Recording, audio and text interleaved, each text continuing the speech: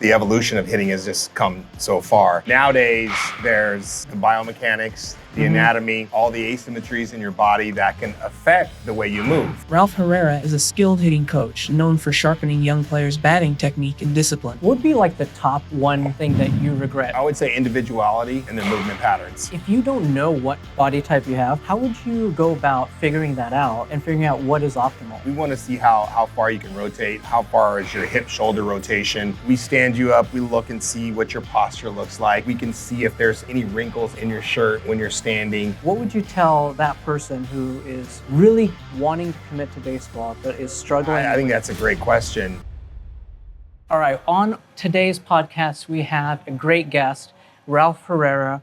He is a coach, not only just a hitting coach, but he is really a true specialist when it comes to player development. So this is something that we've talked a lot about, the mental side of things. We've talked about some of the neuroscience side of things. Now we're going to get deep into mechanics and into what real growth and progress looks like from his viewpoint and from his side and experience. So Ralph, today we're going to talk a lot about how you get a player to grow and actually get better. So how would you, with your experience and with what you've seen, how would you take someone who's already pretty good and get them to be great? Well, I think you bring up a really great point. There are so many things in today's industry that can help with that. For us, the evolution of hitting has just come so far.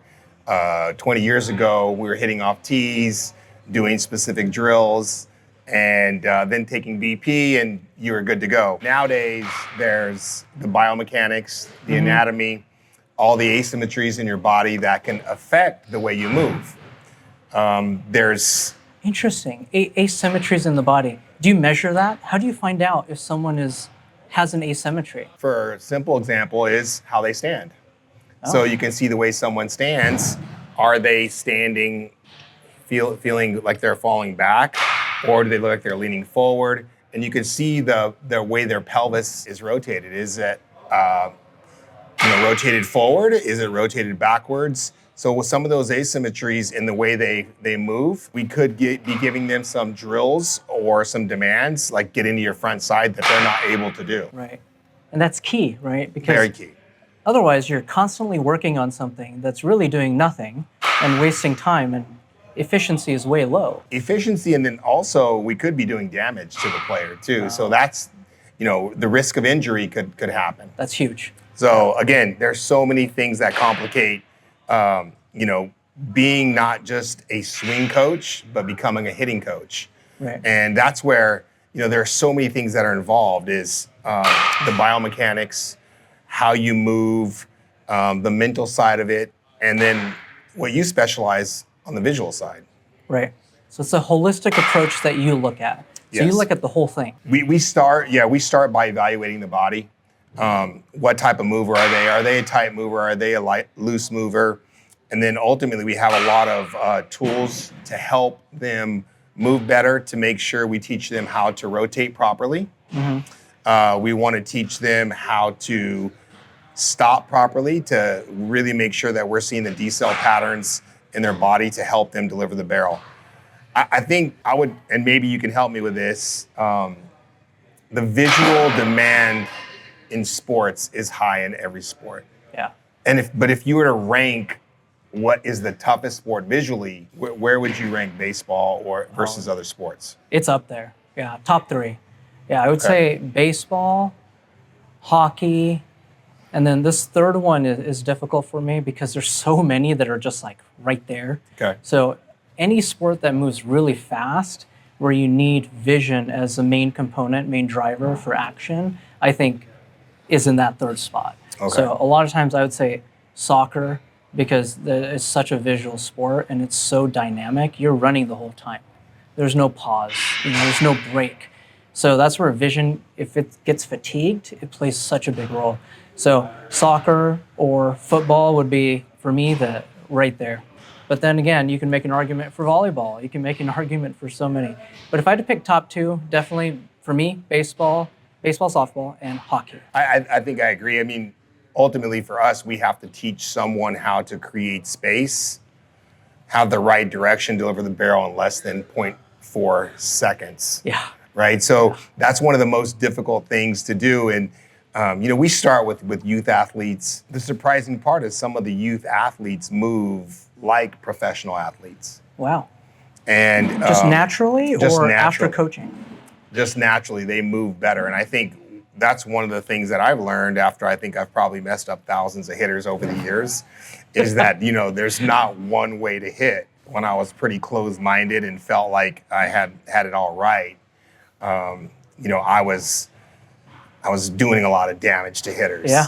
And we said, hey, this is how you're going to do it. This is how you're going to move. And, ultimately we got some results, but we didn't get all the results that we wanted. And, we put a lot of yelling and screaming into those sessions. And when I look back, I shake my head and with regret on, all the mistakes that I made. What would be like the top one thing that you regret? Like if you could take yourself back now, go backwards and help a hitter with the knowledge you have now, what would be one thing that you would hone in on? I would say individuality in their body and their movement patterns.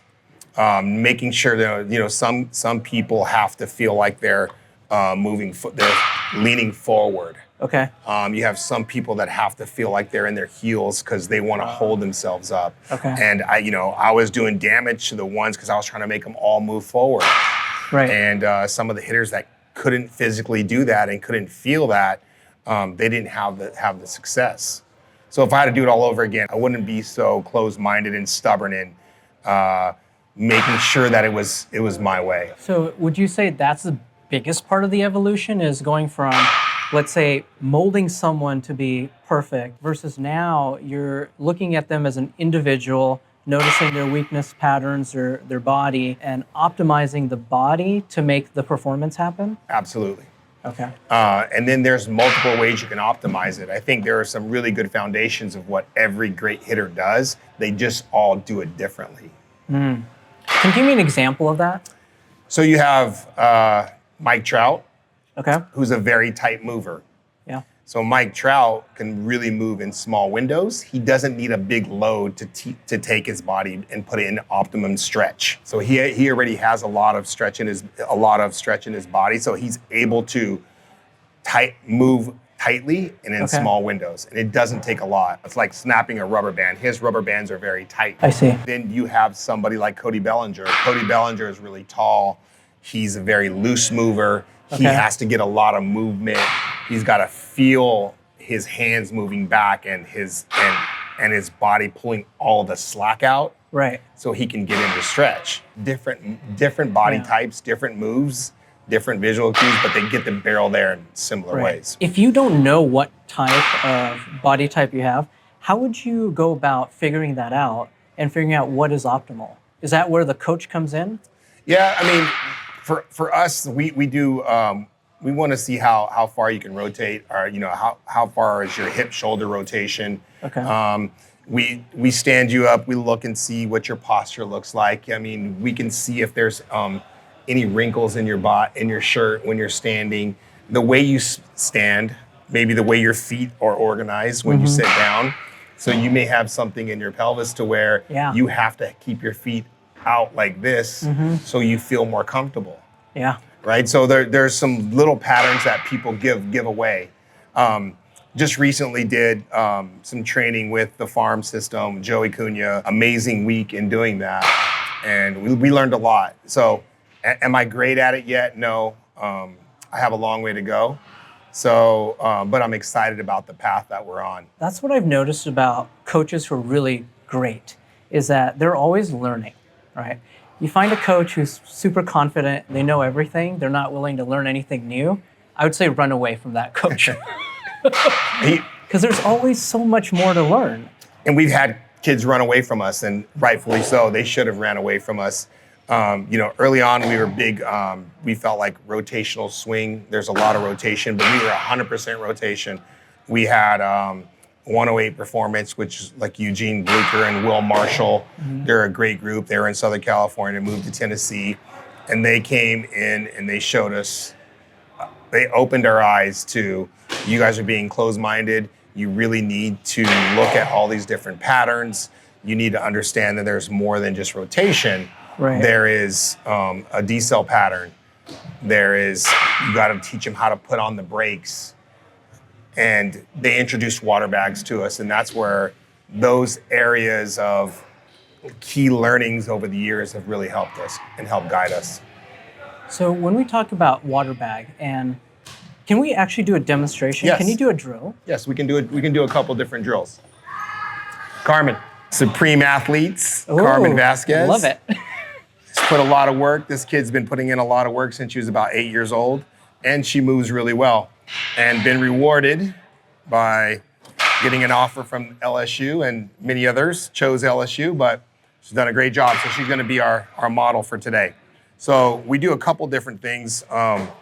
One is we put the water bag in front, and then we like to make sure that we secure the lower half. So their lower half has stability, so that way they can move the upper half. Go.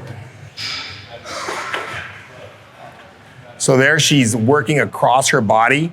Everything that we try to do is cross body, because that's how we move naturally. When you are a baby and you're laying on the ground, that's how you learn to roll over. You start to work your upper body in one direction and your lower half goes in the other direction and you're able to roll over. So the body feels really comfortable moving across. So when you're doing with the water, what's the point of the water? So a couple things. One is you learning how to rotate. Two, it gives you a cue with the noise and the feel.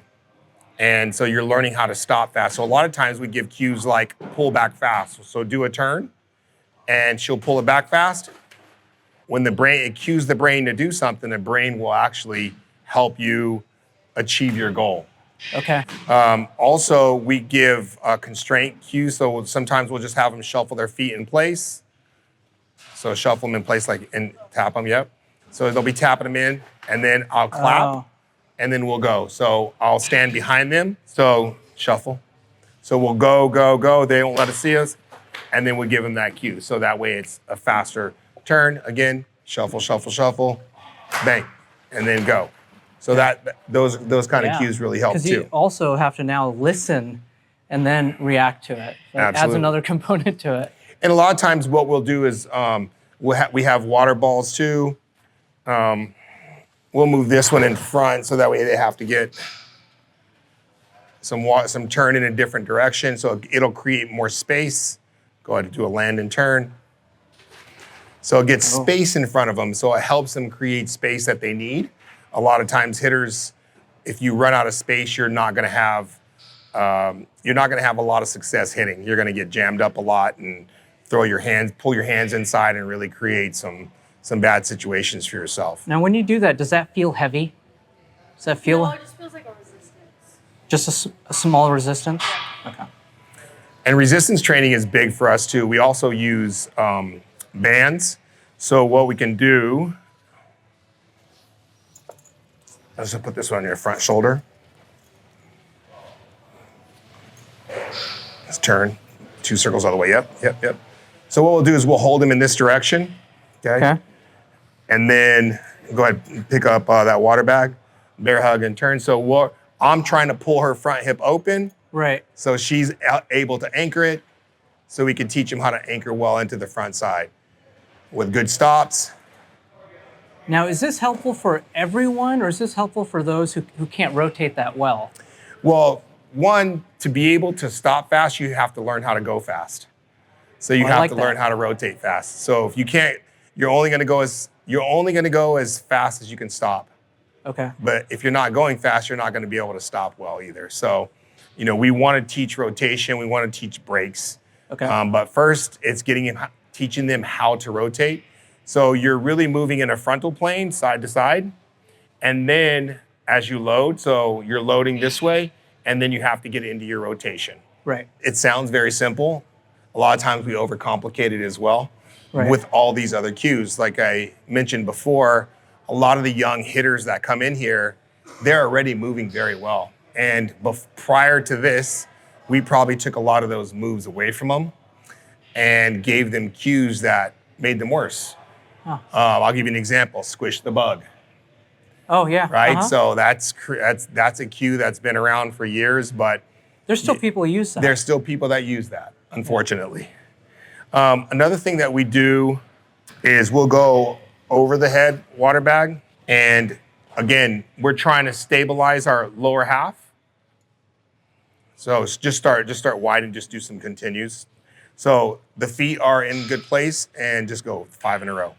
And then we just get turns. So that way they learn how to really stabilize their hips, which is a big piece of it because your pelvis, it's, especially in young women, it can move really fast and create what we would call a lot of back drag, if you're not able to stabilize it properly. Do you see that often with baseball versus softball, where you're training them differently because of that body mechanic and because of the individual?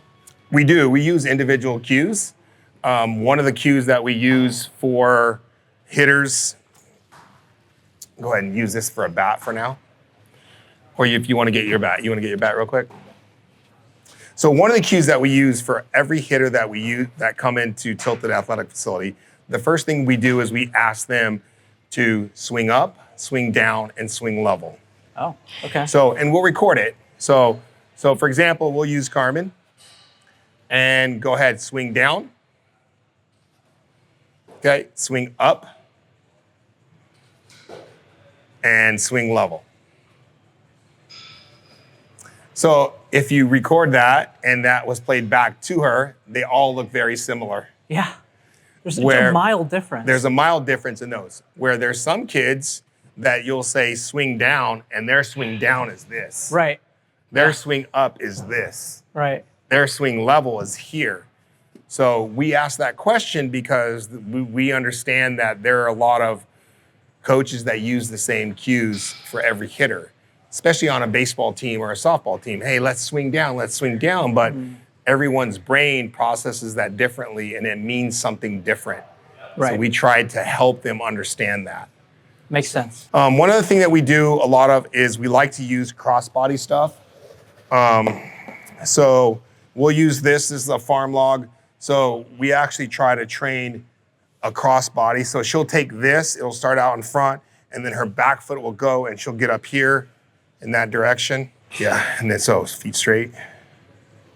And then you're gonna take it this way and this one steps back. Let me move this back. Go. And would you say this is more for mechanics or strength or both? It's for strength and it's for training the fascia system in your body. So there's different planes that this system works in. So we try to work all planes of it. Right. That's and another we can topic do that we'll with a get water into. bag as well. So do that. So you're gonna get here, step back, yep, and go up quick. Good. Deeper. Step back deeper. Good. So this really strengthens the front side of it. Mm-hmm. So go the other side now. So we make sure we work both sides of every drill that we do so we can even out the body.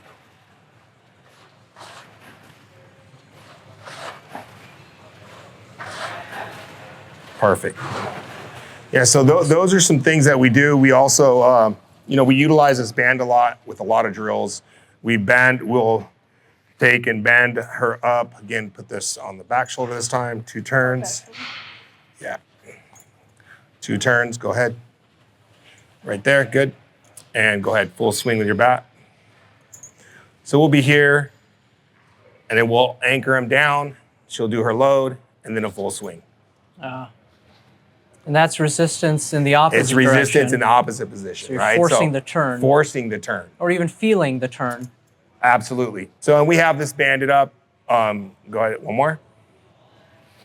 And we make sure we don't allow them to over-rotate too. So we show them what that rotation feels like. So, we can try to pull them open. Sometimes we have to feed the mistake. Yeah. And sometimes we have to help them build in some areas. Because it's hard to feel, right? As a player, would you say you could feel when you over-rotate now compared to before? Yeah, I can. Okay. Definitely. Way out here. Right. So, and we teach a couple different ways to stop. So we do a drill called the trout step.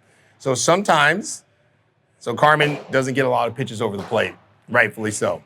So we want to teach her how to stop multiple ways. So if it's an outside pitch, go and do a full swing, what we do our trout step. So it's a full swing, she stops, and she'll step across with her front foot on the trout step, outside, boom, front foot, works across because she's working in that direction. Now, if it's an inside pitch, she has to really over-rotate. Her back foot will come towards home. So those are two different ways to use your brakes. Right. And now she can use that multiple ways in a game. That's so key. I love it. I love the drills. And their team this weekend had a lot of success. They played in LA. Oh, yeah? How'd it go? We won. We won all. We won our premier bird. We went 9-1. Nice. Yeah, 9-1. 9-1 over the weekend. 8-1. That's really good. You know that it's softball nationals is a true national sport. Yeah. And you know, to qualify for Premier is top 65 teams in the country. It's pretty impressive. And their team had a really good weekend in hitting. Thank you, Carmen. Thanks, Carmen. Those drills were awesome. There were a couple of takeaways that I want to expand a little bit on. It looked like a lot of the drills were creating an internal awareness factor, right? You're teaching the athlete how to feel something with adding some resistance, adding the water. For someone who doesn't have that awareness, this is going to help a lot. But what about someone who already has some internal awareness? Would these drills still be helpful? Absolutely. If you look at Paul Skeens' warm-up patterns is with a water bag. Oh, okay. Yes. So again, it really helps. Not only it doesn't create just mechanics, Right. it really warms your muscles up and starts to get all of your engine to fire. It's like a warm-up to fire the same pathway that needs to be working. Absolutely. Yes. Okay.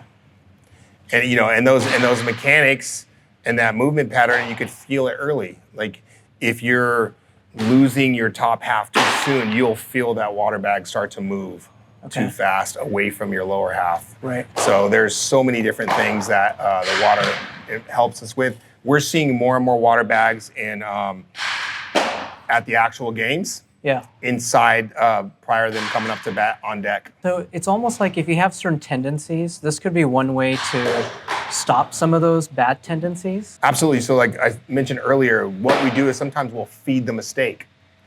So if you're flying your lower half open too early, we're going to pull you open and you have to resist against that.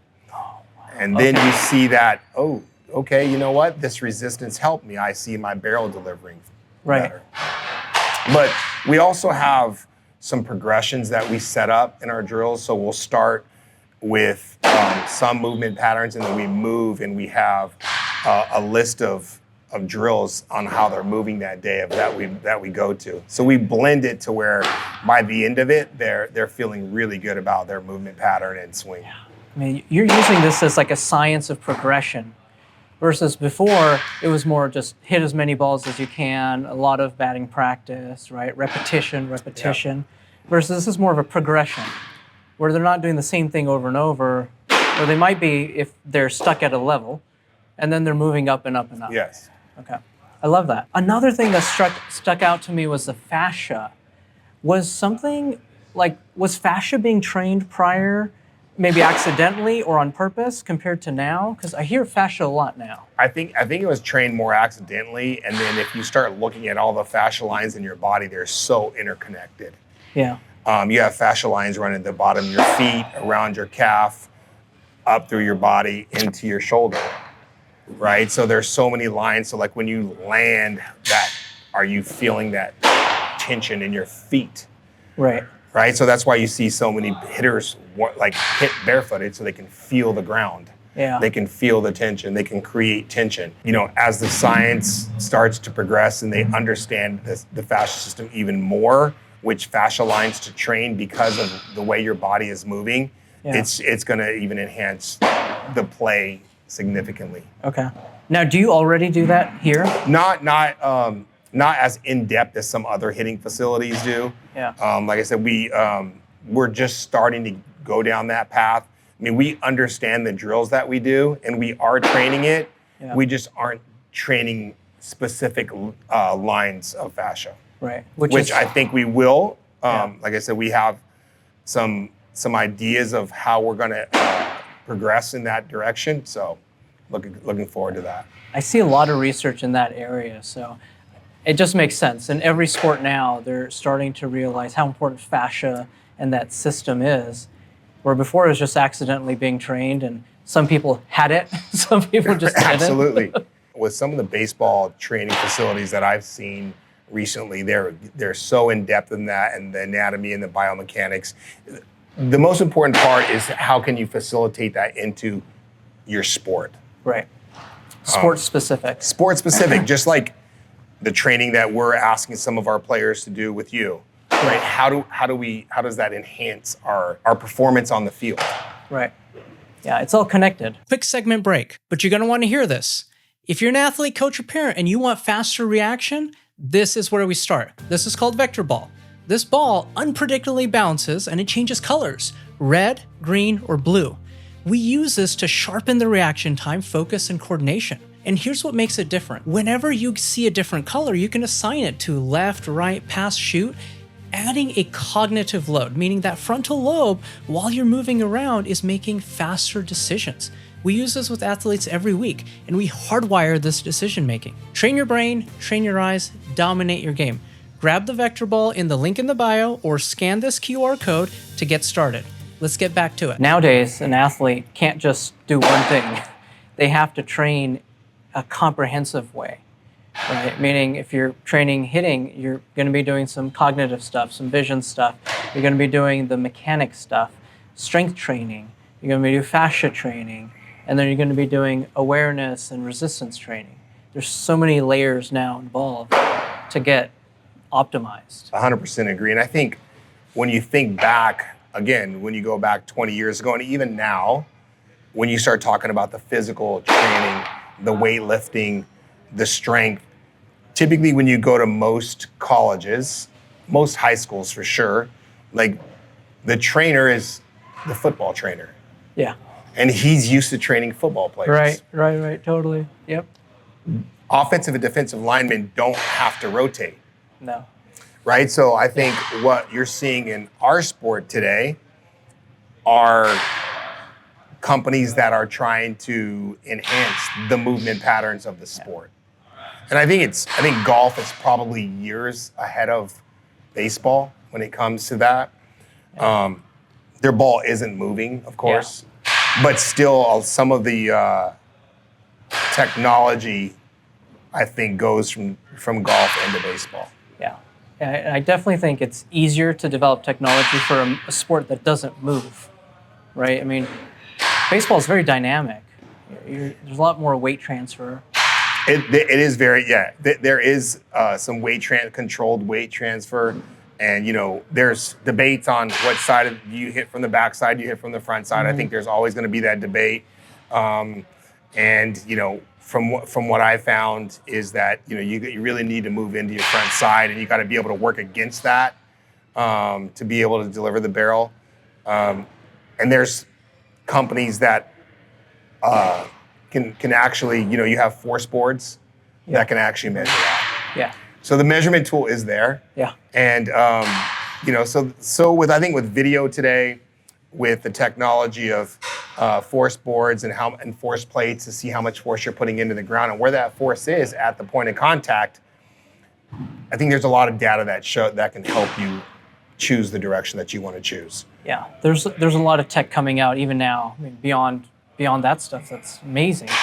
But if we go back to let's say a high school player just entered high school and he's playing pretty well, maybe doesn't have access to someone like you and a facility, what would you recommend they do to train better and to use some of the principles we talked about today? There's a lot of different things that you can do. I mean, I think one, getting off your bed and off your video games would be a really good help. That's a good one. But I would say play multiple sports. Oh, okay. Play multiple sports, even if it's just in high school, so your body can get different movement patterns, so you don't get stuck moving one specific way. So let's say you're a baseball player. That's your primary sport. What 2 sports would you recommend would be good add-ons for a baseball player? I think water polo. Oh, okay. Would be one. One, your body is, you're putting your body under immense physical pressure, and you know what? You're going to get your cardio up. and they love baseball players because they have great arms, Makes sense. right? Yeah. So I think that would be really one really good sport. I think another good one is, I would say maybe tennis is a good one to get into.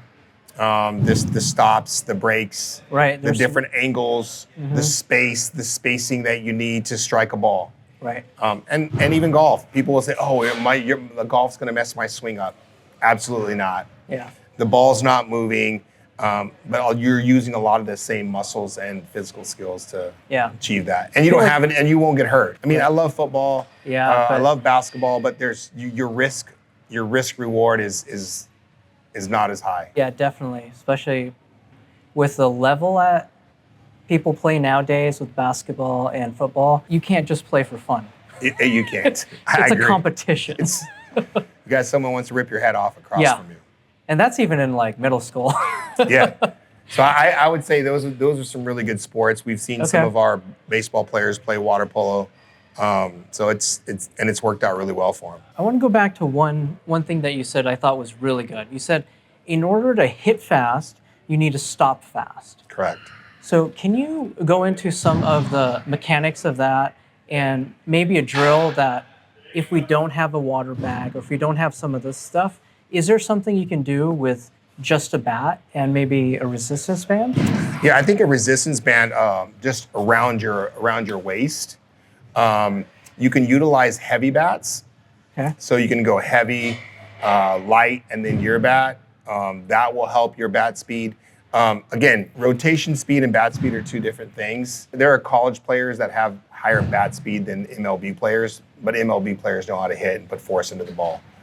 So having that controlled, I think one of the analogies that they used when they were teaching us about the brakes is they just said, look, hey, some people are F-150 and some guys are Ferraris. Right.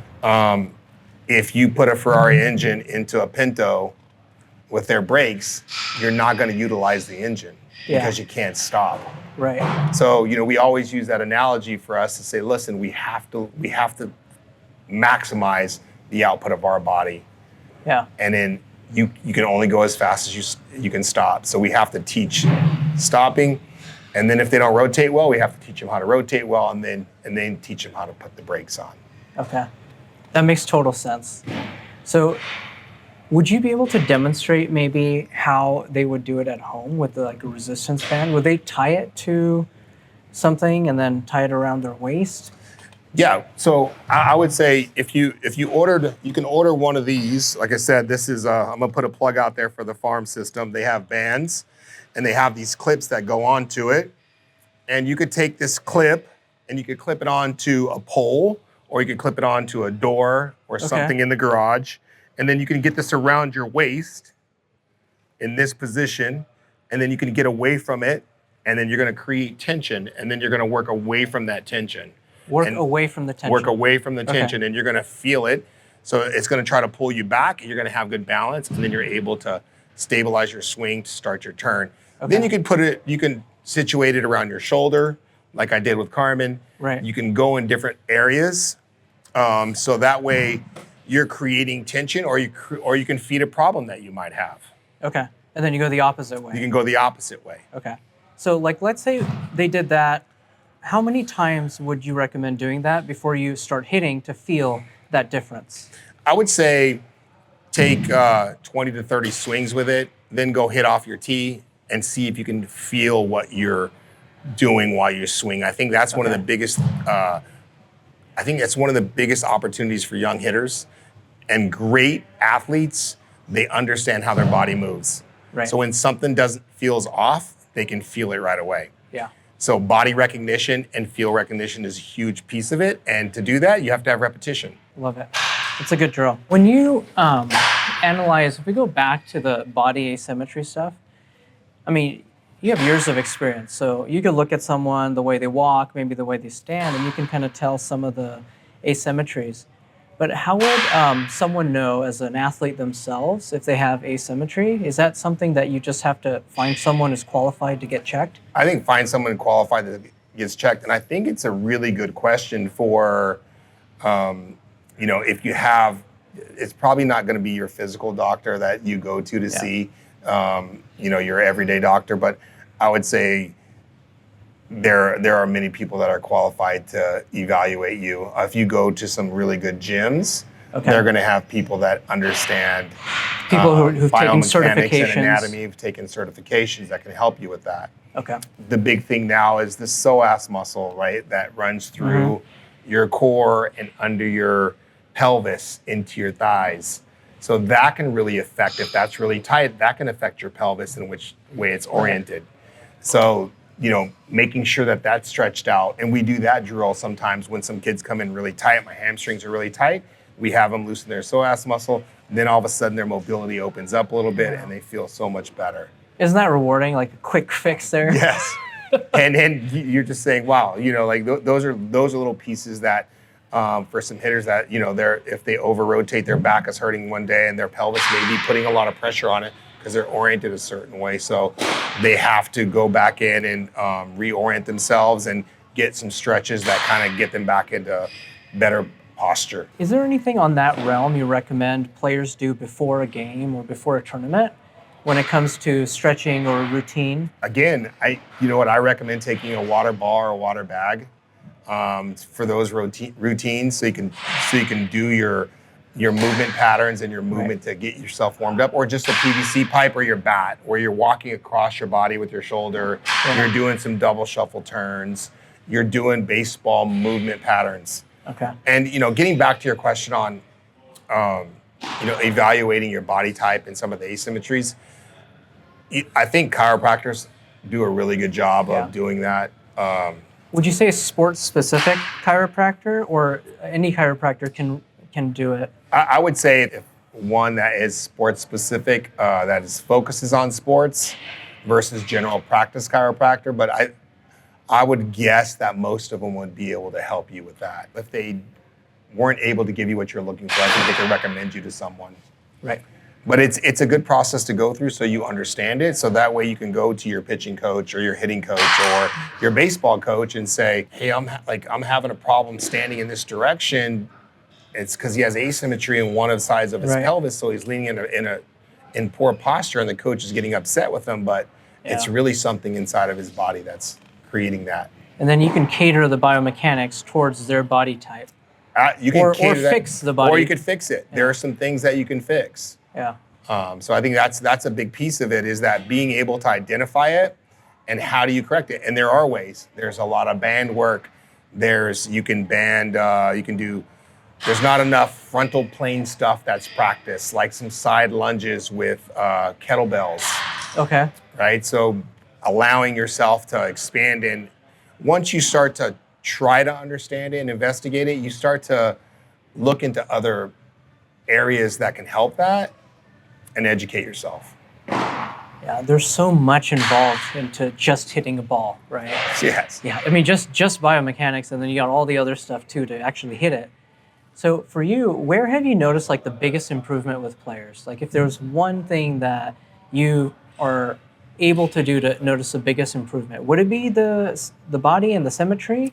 I would say learning how to rotate and learning how to stop. Okay, that's the biggest. I think the faster you learn how to put on the brakes and your decel patterns start to work, you really see it's like cracking a whip, or when you hit your little brother with a wet towel. Yeah. It's that pullback that creates that snap. That's how you get the speed and the power. That's how you get the speed, and that's how you deliver the barrel. Okay. I would say those are the two biggest things. Like most kids that come in, they over-rotate. And if we just, all we say is, hey, give me an 80% swing and let me see you stop earlier, and it cleans up a lot of stuff. Right. And then you're not worried about hitting down or up. Right.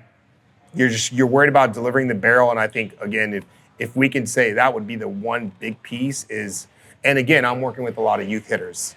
Right. Anywhere from 10 through college level. As they get older, those fixes get harder. Right. And I think, again, we attended a seminar a couple weeks ago, and one of the questions was, how do you work with, how many MLB players you work with? And that is a very difficult task, because these guys are making, $20 to $30 million, and you put your name on them, you can't mess them up. Right. And that extra 1%, and it may just be pitch recognition. And it may, that may help them. Their movement patterns are very ingrained and they're already really doing things really well. Yeah, that's the hard part, right? Like if you're talking about MLB, the movement pattern already got them to the MLB. Correct. So you don't want to overhaul that movement pattern. No, you don't want to overhaul that movement pattern. But again, a lot of MLB players will tell you that they over-rotate as well. Yeah. So I think that would be part of the equation when they start to develop a plan is, okay, how about if we tried this? Right. Just changing the direction, the orientation. I think you see Altuve, the way he stands. Right. He stands super closed off. We love that for our hitters because it really takes away some of the inefficiencies with your front side. So by starting closed, it's a lot easier to work into it. Can you explain that a little bit? So we're closed off. What inefficiencies does it help with specifically? So if I'm open this way, Okay. and I over rotate in this direction, like I can almost rotate past the foul pole. Okay. Okay? So if I just take and change my orientation just slightly where I put my back foot behind me, that same rotation just takes me to left center field. Okay. So I've changed the field direction for myself. So I'm more like my foul lines are my right fielder and my left fielder versus my actual foul lines. So it gives me bigger windows to hit gap to gap. Got it. And it also, two things. One, it also helps you work into your front side. So it helps Right. you stop better. You can't over rotate. The question will be, hey, you can't hit an inside pitch. There's no way you can do that. Right. Well, contrary to, you have more space back here to work. So you actually have a little bit more time as well. So Okay. you have more space versus this way. Right. So you prefer closed. I prefer closed, and a lot of our hitters prefer closed. And ultimately, like some hitters will start closed, and if you see them, the way they create space is they'll scissor back in some of their hits. Yeah. So almost they like they end end up up closed. closed. So there's different versions of it. Right. And the Yeah. great athletes, like they're able to do both. Now, if they're under rotators, then that would be harder. Yes. That would be much harder, yes. Okay. But most of your players are probably young, agile, so they're over rotators. And their pelvis they don't have a lot of muscle in their pelvis, so they're over rotators. So that slight fix, and later on, they may straighten out a little bit more. So Right. that will help with their direction and still help them stop well. So it's like a drill for the moment, and then if it works and you're hitting well, then And I think, you go back and watch, they talk about new school versus old school hitting, and they're saying, well, this is the new stuff. It's really not. If you go back and to look at Mickey Mantle, Babe Right. Ruth, Kirk Gibson. And Kirk Gibson hit a home run. They said, hey, he's hitting on one leg, which was his front leg. yeah. And his back leg was off the ground. But if you look at that swing to this day, he starts closed off. Right. And what's he do? He pulls the ball over the right field fence. Yeah. So it's recycled. Everything is somewhat recycled. It's I just think there's probably, I think the foundation of it is old school. I think the way you teach it with the way people learn today, it would be considered new school. Yeah. Well, I appreciate your time. This has Awesome. been great. This is amazing. I mean, this is like a master class in biomechanics. There's a lot of takeaways here. If you wanted to leave the viewers with one last takeaway, is there anything you would recommend for them to work on or to think about? That way they don't give up on baseball. Because baseball is a very tough sport. And I think a lot of people get frustrated when they don't see the results. What would you tell that person who is really wanting to commit to baseball but is struggling with the up and down of baseball and how baseball works? I think that's a great question. I think no matter what you do in sports or life, there's gonna be ups and downs. And I would say focus on the ups and work on the downs. That will help build your confidence, and you're gonna be a better player and a better teammate. And then ultimately, I think when it comes to hitting and finding the right hitting coach, get someone that you can relate to, that you can talk to about problems that you may have had at home to help you clean up some of your mind so you can hit better, and find somebody that you click with. That's important. And we tell hitters all the time, come in here, let's see if it's a good fit. Yeah. Because That's so big. sometimes personalities clash. So I would say find what works for you, but I think ultimately focus on the positives. There are so many things that baseball can help develop, and you're going to learn a lot and appreciate the game in the end. Yeah.